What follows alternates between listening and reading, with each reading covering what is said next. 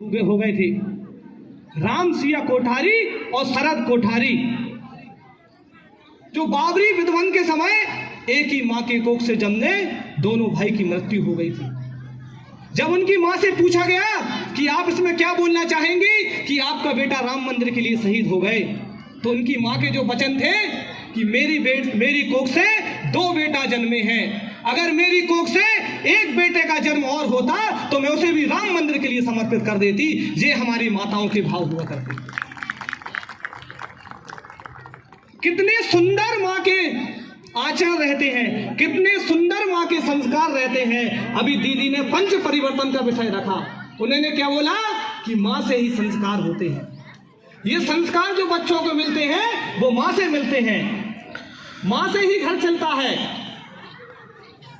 और वो बेटी अपना घर छोड़ के जाती है और दूसरी जगह जाके मां बन के घर संभालती है। कहते हैं, दीदी ने बताया, यत् नार्यस्ते पूजयन्ते रमन्ते तत्र देवता, जहां नारियों की पूजा होती है वहां देवता वास करते हैं। ये हमारे यहाँ की सनातन संस्कृति रही। अब कुछ चुनौतियां जो हमारे सामने हैं मैं आपके समक्ष रखूंगा, इसको केवल ध्यानपूर्वक सुनेंगे। षड्यंत्र पूर्वक जातिगत जातियों की सेना आर्मियों को बढ़ावा, जातिगत अहंकार के कारण हिंदू समाज कमजोर होता है। मंदिरों में प्रवेश करने नहीं देना, घोड़े पर चढ़ने नहीं देना, चुटपुट घटनाओं से समाज में कटुता बढ़ती है। विधर्मियों को हिंदू समाज को तोड़ने को अवसर मिलता है।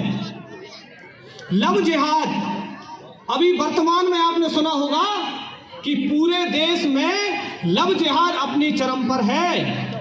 इन विधर्मियों ने कई प्रकार के जिहाद इस देश में सनातन संस्कृति को मिटाने के लिए, सनातन को कमजोर करने के लिए कई प्रकार के जिहाद फैला रखे हैं।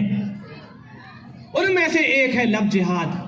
धर्मांतरण, आपको पता है थूक जिहाद भी चल रहा है। थूक जिहाद मतलब पता है क्या होता है? अब ज्यादा संघ का मंच है तो ज्यादा विस्तार से नहीं जाना। कहीं भंडारा बनता है तो वो थूक देते हैं जिसमें इनका धर्म भ्रष्ट हो जाए। थूक जिहाद, लैंड जिहाद। लैंड जिहाद क्या है?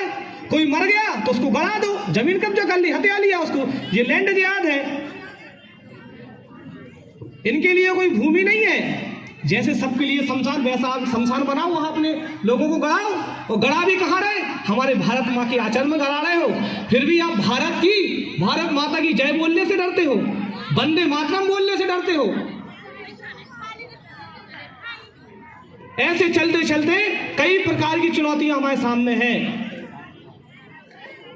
लव जिहाद सीमा पर पार कर चुका है। देश तो छोड़ो, मध्य प्रदेश छोड़ो, हमारे सागर नगर में एक साल में 20 से अधिक बहन बेटियों को बचाया है लव जिहाद से।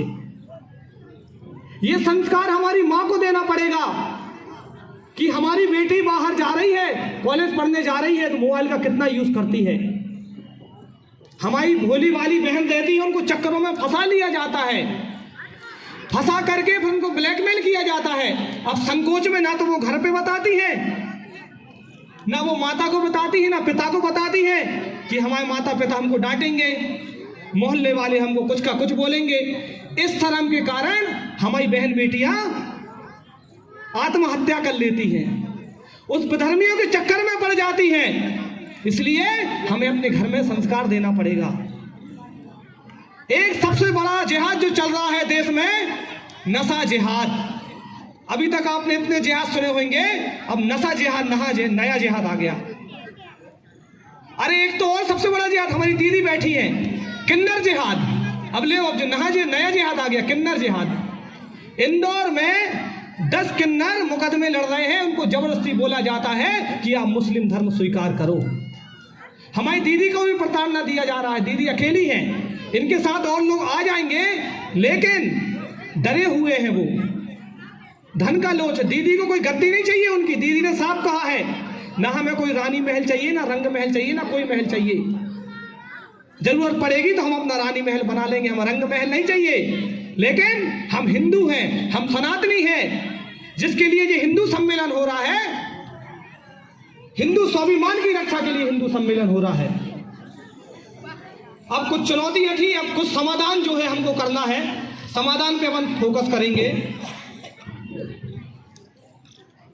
हिंदू होने के भाव को पुष्ट करना, गर्व से कहो हम हिंदू हैं, गर्व से कहो हम, गर्व से कहो हम हिंदू, हम सब एक, कोई छोटा बड़ा नहीं, हिंदू हम सब एक, कोई छोटा बड़ा नहीं। पूरे हिंदू समाज के लिए एक मंदिर, एक शमशान और एक कुआं हो। पूरे हिंदू समाज के लिए एक मंदिर, एक शमशान और एक कुआं हो। संस्कारक्षम परिवार बनाना, अपने धार्मिक अनुष्ठान में परिवार सहित पूरे समाज को शामिल करना। हिंदू समाज के समक्ष चुनौतियां के लिए जागरूकता फैलाना, विधर्मियों के षड्यंत्र को समझना और डटकर संगठित होकर प्रतिकार करना। भारत की बात आई थी, अभी गाना बज रहा था, जहां डाल डाल पर सोने की चिड़िया करती है बसेरा, वो भारत देश है मेरा, वो भारत देश है मेरा। वो गाना क्यों बना? हमारा भारत देश सोने की चिड़िया कहलाता था।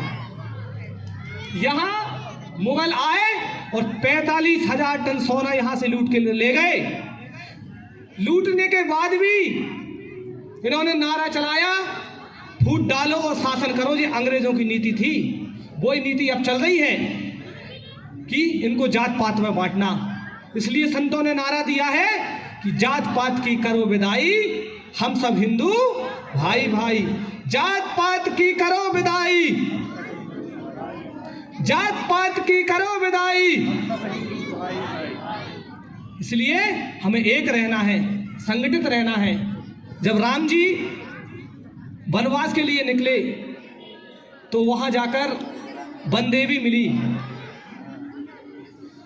वन देवी उनसे प्रश्न कहा, राम जी से कहा कि आपके स्वागत के लिए हम क्या करें। वो बहुत खुश हो गई कि भगवान, जगत के देवता भगवान राम हमारी कुटिया में पधारे हैं। तो वन देवी ने उनसे आग्रह किया, आपके स्वागत के लिए मैं क्या करूं। तो राम जी ने कहा, माई मुझे कुछ नहीं चाहिए, जिस रास्ते से मैं निकल के आया हूं उस रास्ते के कांटे अलग कर दे। माई ने पूछा, आप तो उस रास्ते से आ गए, फिर यहाँ के कांटे क्यों अलग करना है। उन्होंने कहा, मेरे जिगर का टुकड़ा, मेरा प्यारा भाई, मेरा लाडला भरत मुझे ढूंढते ढूंढते यहाँ आ रहा होगा, उसके पांव में कांटे ना लग जाए। तो फिर वन देवी ने उनको प्रश्न चिन्ह किया कि आपका भाई भरत इतना कोमल है क्या, इतना कोमल है क्या, उनके पांव में कांटे छुप जाएंगे। अयोध्या के राजकुमार का भाई इतना कोमल हो सकता है क्या। तो राम जी ने कहा, नहीं, ये बात नहीं है। बात ये है कि अगर उसको एक कांटा भी चुभ गया ना पैर में, तो वो कहेगा, वो मन में सोचेगा कि हमें एक कांटा लगा, हमें इतनी पीड़ा हुई, लेकिन हमारे आराध्य प्रभु राम जब यहाँ से गए होंगे तो उनको कितने कांटे सहन करने पड़े होंगे। ये उनकी भावना थी। और आज हम घर पे भाई भाई लड़ रहे हैं, संपत्ति के लिए लड़ रहे थे।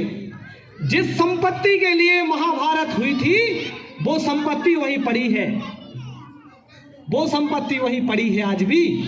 इसलिए छोटी छोटी जगह पे 10-10 फुट की जगह पे कुछ दिन पहले यही का मामला आया कि भाई ने भाई को गोली मार दी। कुटुंब प्रबोधन का विषय आया, विषय संक्षिप्त में ले रहे हैं क्योंकि विषय ऑलरेडी आ चुका है, तो बार बार दोहराएंगे तो समय बर्बाद होगा।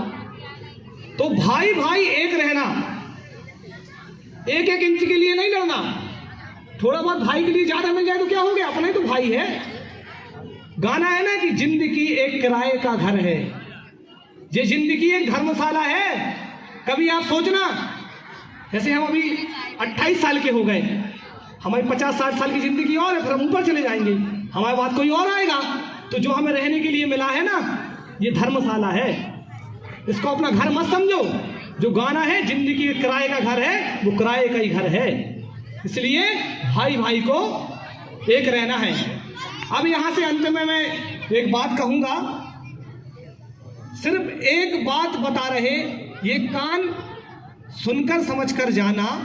हम एक बात बता रहे, कान खोलकर और समझकर सुनकर जाना, अपने हृदय में बसाकर जाना कि जय श्री राम का नारा नारा नहीं, आत्मा है जो उस राष्ट्र की पुचार